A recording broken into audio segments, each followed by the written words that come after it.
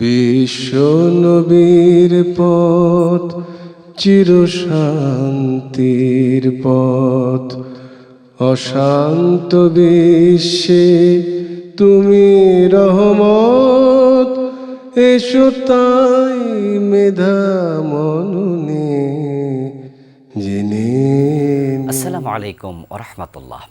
আলহামদুলিল্লাহি ওয়াহদা ওয়াসসালাতু ওয়াসসালামু আলা নাবিয়্যিনা মুহাম্মদ আল্লাযী লা নাবিয়্যা বা'দাহু ওয়া আলিহি ওয়া আসহাবিহি আজমাইন।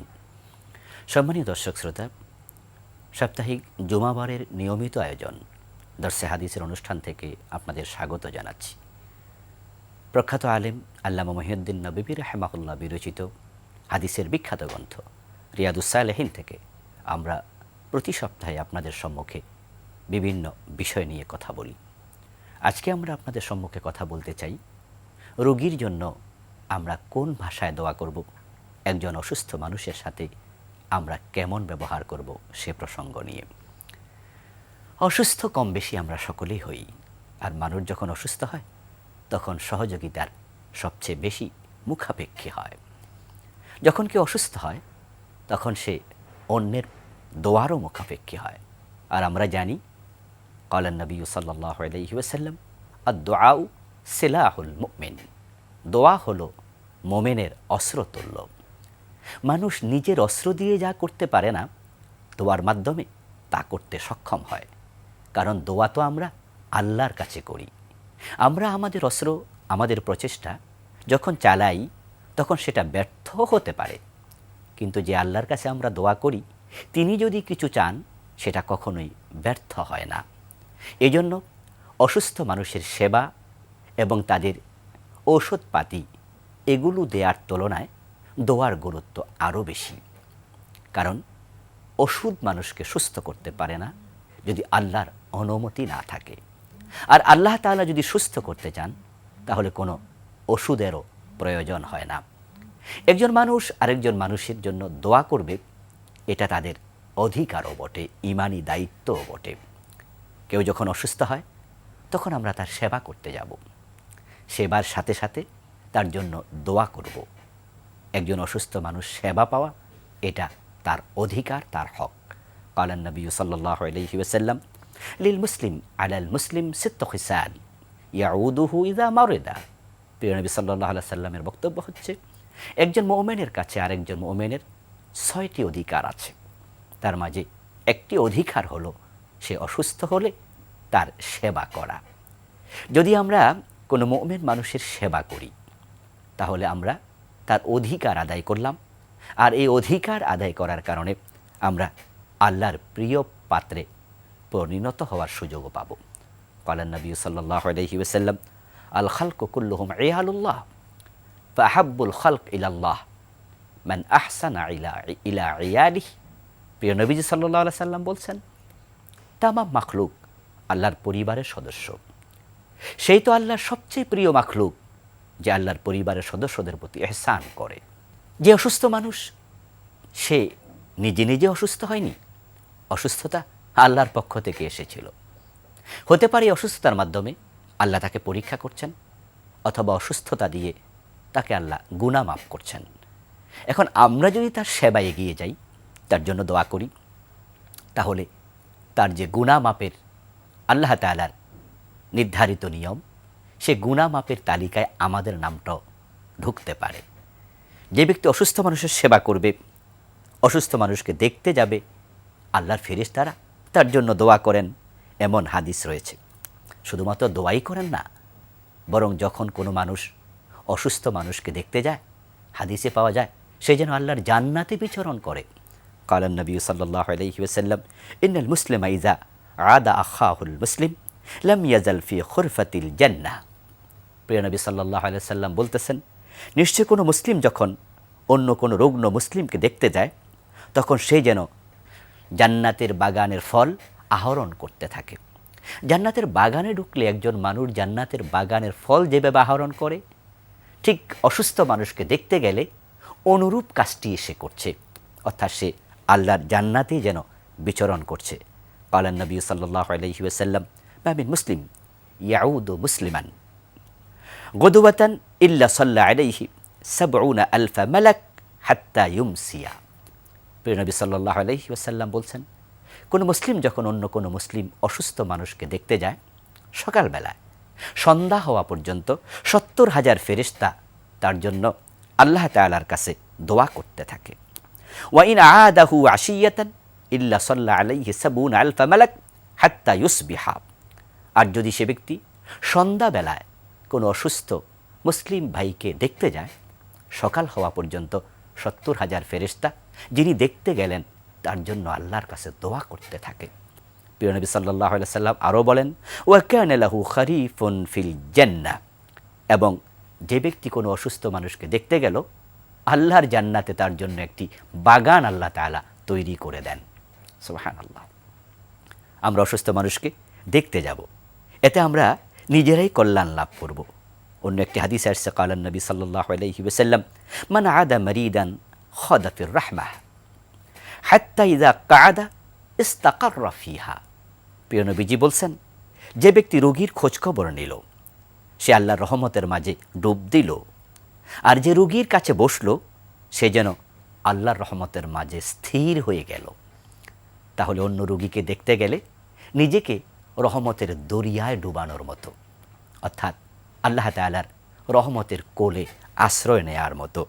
কালান নবী সাল্লাল্লাহু আলাইহি ওয়াসাল্লাম, আইয়ুমা রাজুলিন ইয়াউদ মারিদান ফাইন্নামা ইয়াখুদু ফির রাহমা ফাইযা কাআদা ইনদাল মারিদ গামারাতুর রাহমা। قال أنس فقلت يا رسول الله هذا للصحي الذي يعود المريض فما المريض ما له فقال تحت عنه ذنوبه। আল্লাহর হাবিব সাল্লাল্লাহু আলাইহি ওয়াসাল্লাম বলছেন, কোনো ব্যক্তি রোগী যখন দেখতে যায়, তখন সে রহমতের সাগরে ডুব দেয়। যখন সে রোগীর কাছে বসে, সে রহমত দ্বারা নিজেকে আচ্ছাদিত করে নেয়। হযরত আনাস বললেন, ইয়া রাসূলুল্লাহ, বুঝতে পারলাম যিনি দেখতে গেলেন এই সওয়াবগুলো, এই ফজিলতগুলো তিনি লাভ করলেন। যিনি অসুস্থ তার ফজিলত কি? আল্লাহর হাবিব বললেন, তাহাত্তু আনহু যুনুবুহু। যে ব্যক্তি অসুস্থ হবে তার লাভ হলো অসুস্থতার কারণে আল্লাহ তার আমলনামার গুনাহসমূহ ক্ষমা করে দিতে থাকেন। আমরা যখন কোনো অসুস্থ মানুষকে এড়িয়ে চলব, সেবা করব না, তার জন্য দোয়া করব না, তখন আমরা আল্লাহর রহমত থেকে বঞ্চিত হব। কিয়ামতের দিন আল্লাহ তাআলা মানুষকে ডাক দিয়ে বলবেন, আমি অসুস্থ ছিলাম, তুমি তো আমার সেবা করনি, তো আজকে তুমি আমার রহমত কেন কামনা করছো? আমি অভুক্ত ছিলাম, তুমি আমাকে খাবার দেওনি, আজকে আমার কাছে কিভাবে জান্নাত প্রার্থনা করছো? তখন মানুষ বিস্মিত হয়ে বলবে, হে প্রভু কর্তার, আমরা কেমন লইব তোমার পরিচর্যার বার? আমরা কিভাবে তোমার পরিচর্যা করতে পারি, তোমাকে খাবার দিতে পারি? তুমি তো মহান আল্লাহ। ছোটকালে কবিতায় পড়েছিলাম, আল্লাহ তাআলা যখন জবাব দেবেন, বলিবেন, খোদা দেখনি মানুষ কেঁদেছে রোগের ঘোরে, তারই শুশ্রূষা করিলে তুমি সেথায় পাইতে মোরে। মানুষ অসুস্থ ছিল, তার সেবা তুমি করলে আমার সেবা করা হতো। মানুষ ক্ষুধায় কষ্ট পেয়েছিল, তুমি তাকে খাবার দিলে আমি আল্লাহকে খাবার দেয়া হতো। ছোটকালে কবিতা পড়ে ভেবেছিলাম, হতে পারে কোনো কবির কল্পনা বিলাস। কবিরা তো কত কিছুই লিখে, কিন্তু যখন সহিহ বুখারী খতম করলাম, তখন দেখলাম, ছাত্রজীবনে খতম করার সুযোগ আল্লাহ দিয়েছিলেন, তখন দেখেছি এটা হাদিসে কুদসি, সহিহ বুখারীতে এসেছে, এটা স্বয়ং আল্লাহর কথা। আল্লাহর হাবিব সাল্লাল্লাহু আলাইহি সাল্লাম বলছেন, ইন্নাল্লাহ আযজা ওয়া জাল্লা ইয়াকুলু ইয়াউমাল কিয়ামা। আল্লাহ বলবেন কিয়ামতের দিন, ইয়া ইবনা আদম, ও আদম সন্তান, মারিতু ফালাম তাউদনি, আমি অসুস্থ হয়েছিলাম, তুমি আমার সেবা করনি। ক্বালা ইয়া রব কাইফা আউদুক। মানুষ বলবে, আল্লাহ আপনার সেবা কিভাবে করব? ও আনতা রব্বুল আলামিন, আপনি তো জগতের প্রভু। তখন আল্লাহ এই কথা বলবেন যে আমি অসুস্থ ছিলাম, মানে আমার বান্দারা অসুস্থ ছিল, তাদের সেবা করলে আমার সেবা করা হতো। আমি ক্ষুধার্ত ছিলাম, এর মানে আমার বান্দারা ক্ষুধার্ত ছিল, তাদেরকে খাবার দিলে আমাকে দেয়া হতো। তাহলে বোঝা যায় অসুস্থ মানুষের জন্য সেবার হাত এগিয়ে দেয়া, তাদের জন্য দোয়া করার জন্য এগিয়ে যাওয়া, এর মানে আল্লাহ পাক রব্বুল আলামিনের সেবা যত্ন করা। অসুস্থ মানুষকে আমরা দোয়া কিভাবে করব? রাসূলুল্লাহ সাল্লাল্লাহু আলাইহি সাল্লাম সে ভাষা আমাদের শিখিয়েছেন। উনার একজন সাহাবী ছিলেন হযরত সাদ রাদিয়াল্লাহু তাআলা আনহু। বিশ্বনবী দোয়া করছেন, আল্লাহুম্মা শফি সাআদা হে আল্লাহ, তুমি সাদকে সুস্থ করে দাও। উনাকে রাসূল দেখতে গিয়েছিলেন, দেখতে গিয়ে তিনি এই দোয়া করেছেন। আল্লাহর হাবিব সাল্লাল্লাহু আলাইহি সাল্লাম আরও বলেছেন, মান আদা মারিদান লাম ইয়াহদুর আজালাহু। যে ব্যক্তি কোনো রোগীকে দেখতে যাবে আর যেই রোগীর এখনও মৃত্যু আসন্ন হয়নি, প্রিয় নবী বলছেন, ফাকালা ইনদাহু সাবআ মাররাত, ওই রোগীকে দেখতে গিয়ে 7 বার যদি এই দোয়াটি পড়ে তাহলে আল্লাহ তাআলা তাকে সুস্থ করবেন। সে দোয়াটি হলো, আসআলুল্লাহ আল আযীম রব্বাল আরশিল আযীম আন ইয়াশফিয়াক। আমি তোমার জন্য মহান আরশের মালিক মহান আল্লাহর কাছে প্রার্থনা করছি তিনি যেন তোমাকে সুস্থ করে দেন। ইল্লা আফাহুল্লাহু মিন যালিকাল মারাদ। প্রিয় নবী বলছেন, এই দোয়াটা যদি 7 বার পড়ে আল্লাহ ওই রোগ থেকে ওই ব্যক্তিকে মুক্ত করে দেবেন। রাসূলুল্লাহ সাল্লাল্লাহু আলাইহি ওয়াসাল্লামের আরেকটি অভ্যাস ছিল, হযরত ইবনু আব্বাস বলছেন, কানান নবী সাল্লাল্লাহু আলাইহি ওয়াসাল্লাম ইযা দাখালা আলা মারিদিন ইয়াউদুহু ক্বালা লা বাস তুহুর ইনশাআল্লাহ। প্রিয় নবী সাল্লাল্লাহু আলাইহি ওয়াসাল্লাম যখন কোনো অসুস্থ ব্যক্তিকে দেখতে যেতেন তখন তিনি তার পাশে বসে তাকে সান্ত্বনা দিয়ে দোয়া করতেন, বলতেন, লা বাস তুহুর ইনশাআল্লাহ, টেনশন নেই, মন খারাপ করো না, সুস্থ হয়ে যাবে। এজন্য এই সুন্নাহটা আমাদেরও অনুসরণ করা উচিত। অনেকে আছেন রোগীর কাছে গিয়ে তাকে আর হতাশ করে দেয়, এমনভাবে কথা বলে যে এই রোগ তো ভালো হয় না, আপনি যে অসুস্থ হয়েছেন আল্লাহই জানে বেঁচে ওঠেন কিনা, শরীরটা বেশি খারাপ হয়ে গেল বুঝি। এই জাতীয় কথাবার্তা বললে তো রোগীর মন আরও খারাপ হয়ে যাবে। এজন্য এটা সুন্নাহ নয়। সুন্নাহ হলো তাকে প্রবোধ দেয়া, সান্ত্বনা দেয়া, আশার বাণী শোনানো। প্রিয় নবী বলতেন, লা বাস, অসুবিধা নেই, তুহুর ইনশাআল্লাহ, সুস্থ হয়ে যাবে। আমরা কিছু কিছু ডাক্তারকে দেখি যাদের কাছে রোগী কথা বলার পরে 50% সুস্থ হয়ে যায়। ডাক্তারের সাথে কথা বলার পরে ডাক্তার জঘন্য মারাত্মক কোনো অসুস্থতাকেও এমনভাবে তুলে ধরেছে মনে হয় রোগী ভাবে এটা কোনো ব্যাপারই না। ডাক্তার বলে দেয়, মন খারাপ কেন, আল্লাহ ভরসা, সুস্থ হয়ে যাবেন। হায়াত থাকলে কেউ মরে নাকি? আর মরতে কোনো রোগ লাগে নাকি? টেনশন কেন করছেন? রোগী এ কথাগুলো শুনলে নিজকে অনেকটা হালকা মনে করে। আবার কেউ কেউ আছে উল্টাপাল্টা কথা বলে দেয়, এটা ঠিক নয়। প্রিয় নবীর সুন্নাহ হলো রোগীকে সান্ত্বনা দিয়ে কথা বলা।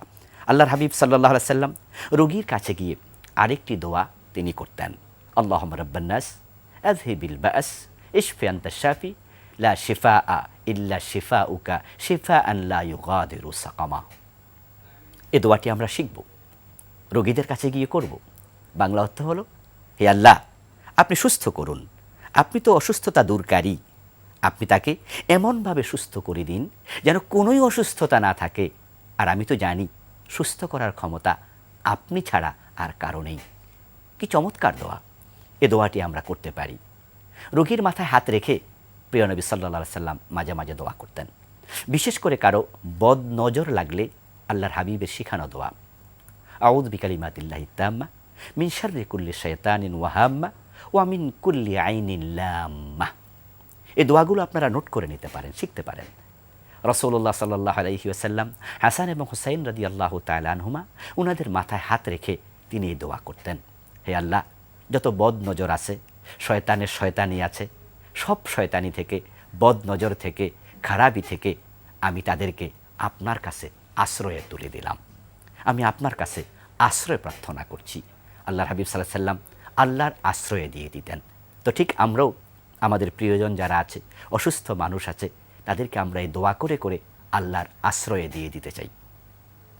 অসুস্থ মানুষের কাছে গিয়ে আপনি অজু করার পরে বিসমিল্লাহ পড়ে কুল আউযু বিরাব্বিল ফালাক, কুল আউযু বিরাব্বিন নাস এই সূরাগুলো পড়ে আপনি ফুঁ দিতে পারেন। রাসূলুল্লাহ সাল্লাল্লাহু আলাইহি ওয়াসাল্লাম অসুস্থ লোকের কাছে গিয়ে ফুঁ দিতেন। সূরা ফাতিহা পড়ে ফুঁ দিয়েছে একজন ব্যক্তিকে সাপে কামড়িয়েছিল, তিনি ফুঁ দিয়ে সামান্য লালা ওই কামড়ের জায়গায় লাগিয়েছেন, একজন সাহাবীর আমল, সাথে সাথে ওই ব্যক্তি সুস্থ হয়ে গিয়েছে। সহিহ মুসলিমে এসেছে। তাহলে বোঝা যায় পবিত্র কোরআনের মাঝে শিফা আছে, রোগ নিরাময়ের ক্ষমতা আছে। রাসূলুল্লাহ সাল্লাল্লাহু আলাইহি সাল্লামের কাছে গেলে তিনি ফুঁ দিতেন, এটাকে রুকিয়া বলা হয়। আমরা হাদিসের কিতাবগুলোতে দেখি রুকিয়ার জন্য আলাদা অধ্যায় আছে। এজন্য আমরা দোয়া পড়তে পারি, ফুঁ দিতে পারি, কিন্তু কোরআনের কোনো আয়াতকে তাবিজ বানিয়ে গলায় ঝুলানো, হাতে ঝুলানো, এটা বিশ্বনবী সাল্লাল্লাহু আলাইহি সাল্লামের সুন্নাহর খেলাফ। এটা মোটেও সুন্নাহ নয়। কেউ কেউ মনে করেন যে আমরা তো কোরআনের আয়াতে লিখেছি, কোরআনের আয়াত পড়ে যদি ফু দেয়া যায় তাহলে কোরআনের আয়াত লিখে দিলে আপত্তি কোথায়? এ কথার জবাবে আমরা বলতে চাই যে নবী মুহাম্মদ সাল্লাল্লাহু আলাইহি ওয়াসাল্লামের উপরে কোরআন নাজিল হয়েছিল, তিনি কিন্তু কোরআন গলায় ঝুলিয়ে দেননি, অথবা কোরআনের কোনো আয়াত লিখে হাতে ঝুলিয়ে দেননি, কোমরে ঝুলিয়ে দেননি, বরং কোরআনের বিশেষ কিছু আয়াত পড়ে তিনি ফু দিয়েছেন। এখন আমরা যুক্তি দিয়ে আল্লাহর হাবিবের সুন্নাহকে পরিত্যাগ করে আমরা তাবিজ ঝুলাতে কেন যাব? তাবিজ তো ঝুলানোর বিষয় না। তাবিজ শব্দের অর্থ হলো আশ্রয় প্রার্থনা করা, অর্থাৎ আমরা আল্লাহ তাআলার কাছে পবিত্র কোরআন মাজিদের এই সূরাগুলো পড়ে ফু দিয়ে আশ্রয় চাইব। রাসূলুল্লাহ সাল্লাল্লাহু আলাইহি সাল্লামের শিখানো দোয়া পড়ে ফু দিয়ে আমরা আশ্রয় চাইব। আমরা কোরআনের আয়াত ঝুলাতে কেন যাব? যখন কোনো অসুস্থ মানুষকে আমরা দেখব, তখন ওই অসুস্থতায় যেন আমরা পড়ে না যাই, সেজন্য আমরা রাসূলুল্লাহ সাল্লাল্লাহু আলাইহি সাল্লাম থেকে শিখা আরেকটি আমল করতে চাই। আল্লাহর হাবিব সাল্লাল্লাহু আলাইহি সাল্লাম বলছেন, মান রা মুবতালান, যদি কোনো মানুষ কোনো অসুস্থ মানুষকে দেখে, কোনো পরীক্ষায় পড়ে গেছে এমন ব্যক্তিকে দেখে, ফাকালা, সে তখন ওটা দেখে বলবে, আলহামদুলিল্লাহিল্লাযী আফানি মিম্মা ইবতালাহু ওয়া ফাদ্দালানি আলা কাসীরিন মিম্মান খালাকা তাফদীলা।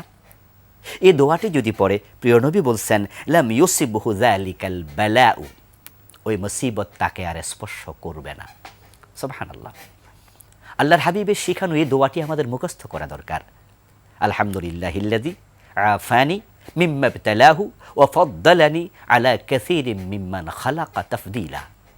সমস্ত প্রশংসা আল্লাহর, যে আল্লাহ আমাকে সুস্থ রেখেছেন ওই বিপদ থেকে, ওই অসুস্থতা থেকে যা আল্লাহ তাকে দিয়েছেন।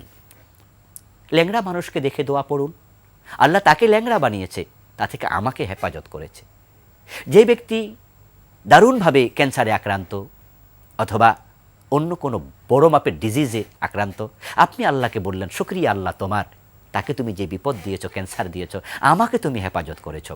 এবং আল্লাহ তোমার শুকরিয়া, ফাদ্দালানি আলা কাসীরিন মিম্মান খালাক, তুমি তো কত মাখলুক বানিয়েছো, তুমি সবার উপরে আমাকে সম্মান দিয়েছো, ইজ্জত দিয়েছো। লা ইন শাকারতুম লা আযীদান্নাকুম। প্রিয় নবী সাল্লাল্লাহু আলাইহি সাল্লাম বানিয়ে কোনো কথা বলতেন না। এই যে দোয়া পড়লে আর এই অসুস্থতা ও ব্যক্তিকে স্পর্শ করবে না, এটা রাসূলুল্লাহ বানিয়ে বলেননি। লা ইন শাকারতুম লা আযীদান্নাকুম, ওই আয়াতেরই ব্যাখ্যা আমার কাছে মনে হচ্ছে, কারণ সে আল্লাহর প্রশংসা করেছে। আর আল্লাহ তাআলা বলেছেন, তোমরা যদি আমার কৃতজ্ঞ হও, আমার প্রতি প্রশংসা জ্ঞাপন করো, লা আযীদান্নাকুম, আমি অবশ্যই তোমাদেরকে নিয়ামত বাড়িয়ে দেব। এই জন্য এই দোয়াটি যে ব্যক্তি পড়বে, ও ব্যক্তি আল্লাহ তাআলা ওই অসুস্থতা থেকে তাকে হেফাজত করবেন। রাসূলুল্লাহ সাল্লাল্লাহু আলাইহি সাল্লাম যখন কোনো অসুস্থ মানুষকে দেখতে যেতেন, তখন তিনি তার খোঁজ খবর নিতেন। হযরত আনাস বিন মালিক রাদিয়াল্লাহু তাআলা আনহু বলছেন, ইন্নান নবী সাল্লাল্লাহু আলাইহি সাল্লাম দাখালা আলা শাববিন ওয়া হুয়া ফিল মাউত, প্রিয় নবী একজন যুবকের কাছে প্রবেশ করলেন, সে একবারে মৃত্যুর কাছাকাছি, চরম অসুস্থ। আল্লাহর হাবিব তার মাথার পাশে বসলেন, তার মাথায় হাত দিলেন, ফাকালা কাইফা তাজিদু, তার খবর নিলেন, সে কেমন আছে, জিজ্ঞাসা করলেন, তুমি কেমন আছো? তাহলে বোঝা যায় অসুস্থ মানুষকে দেখতে গেলে তার খোঁজ খবর নেয়া সুন্নাহ। এতে করে সে একটু নিজেকে হালকা বোধ করে। রাসূলুল্লাহ সাল্লাল্লাহু আলাইহি সাল্লাম যখন কারো অসুস্থতার পরে তাকে দেখতে যাওয়ার সময় পেতেন না, তখন তিনি লোক পাঠাতেন। আল্লাহর হাবিব কতটা দারুণ দায়িত্বশীল ছিলেন, অভিভাবক ছিলেন। ব্যস্ততার কারণে দেখতে যেতে পারেননি, কিন্তু তিনি তাকে ভুলে যাননি, লোক পাঠাতেন। সে ফিরে আসলে জিজ্ঞাসা করতেন সে কেমন আছে। হযরত সাদ বিন উবাদা রাদিয়াল্লাহু তাআলা আনহু অসুস্থ হলো। প্রিয় নবী সাল্লাল্লাহু আলাইহি ওয়াসাল্লাম হযরত সাদ বিন উবাদাকে দেখতে যেতে পারেননি। তাই কিছু আনসারী সাহাবী উনার কাছে কোনো একদিন এসেছিলেন। আল্লাহর হাবিব তখন জিজ্ঞাসা করছেন, ইয়া আখাল আনসার কাইফা আখি সাদ ইবনে উবাদা, ও আনসারী ভাইয়েরা, আমার ভাই সাদ বিন উবাদা কেমন আছে? আল্লাহর হাবিব সাল্লাল্লাহু আলাইহি সাল্লাম এইভাবে মানুষের খোঁজ খবর নিতেন। যখন কোনো রোগীর কোনো বিষয়ে প্রয়োজন হয়, তখন তাকে প্রয়োজন পূর্ণ করা, প্রত্যাশা পূরণ করা। রাসূলুল্লাহ সাল্লাল্লাহু আলাইহি সাল্লাম হযরত আনাস বিন মালিক থেকে একটি হাদিস আসছে, এক ব্যক্তিকে দেখতে গেলেন, তারপরে জিজ্ঞাসা করলেন, তুমি কি কিছু খেতে চাও? তখন ওই সাহাবী বললেন, আমি কাক খেতে চাই। কাক মানে পিঠা। আল্লাহর হাবিব সাল্লাল্লাহু সাল্লাম তখন তিনি ওই রোগীর জন্য পিঠা বানানোর জন্য নির্দেশ দিলেন এবং তিনি তা সংগ্রহ করে ওই ব্যক্তিকে খাইয়ে দিলেন। এতে বোঝা যায় অসুস্থ মানুষকে শুধু দোয়া করা নয়, শুধু তার ঔষধপত্র খাওয়ানো নয়, তার প্রয়োজনীয় অন্য কোনো খাবারের যদি চাহিদা থাকে সেটাও পূর্ণ করা সুস্থদের দায়িত্ব। রোগীর কাছে পরিস্থিতি বুঝে নিজের জন্য দোয়া চাওয়া এটাও একটি সুন্নাহ, কারণ অসুস্থ হওয়ার কারণে তার দোয়া বেশি কবুল হয়। এর জন্য আল্লাহর হাবিব বলছেন, ইযা দাখালতা আলা মারিদ ফামুরহু আন ইয়াদউ লাক ফাইন্না দুআআহু কাদুআইল মালাইকা। সুবহানাল্লাহ। আল্লাহর হাবিব বলছেন, যখন তুমি অসুস্থ কাউকে দেখতে যাবে তুমি তাকে অনুরোধ করবে, বলবে, ইয়ে ভাই আপনি একটু আমার জন্য দোয়া করুন। আল্লাহর হাবিব বলছেন, অসুস্থ মানুষের দোয়া ফেরেশতাদের দোয়ার মতো। এতে বোঝা যায় ফেরেশতাদের দোয়া যেমন মূল্যবান, কবুল হওয়ার সম্ভাবনা বেশি, অসুস্থ মানুষের দোয়াও খুব মূল্যবান, কবুল হওয়ার সম্ভাবনা বেশি। এই জন্য অসুস্থ মানুষদের জন্য আমরা দোয়া করব, সুযোগ থাকলে আমরাও দোয়া চাইব। রাসূলের শিখানো ভাষায় এই দোয়াগুলোকে গুরুত্ব দিয়ে নিজের ভাষায়ও অসুস্থদের জন্য বেশি বেশি দোয়া করব।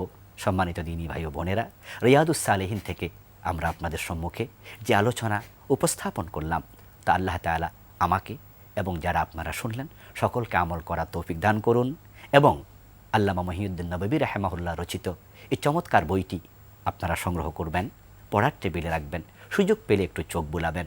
আল্লাহ সেই তৌফিক দান করুন, আমিন। আসসালামু আলাইকুম ওয়া রাহমাতুল্লাহি ওয়া বারাকাতুহু। চিরশান্তির পথ অশান্ত বিশ্বে তুমি রহমত, এসো তাই মেধা মনু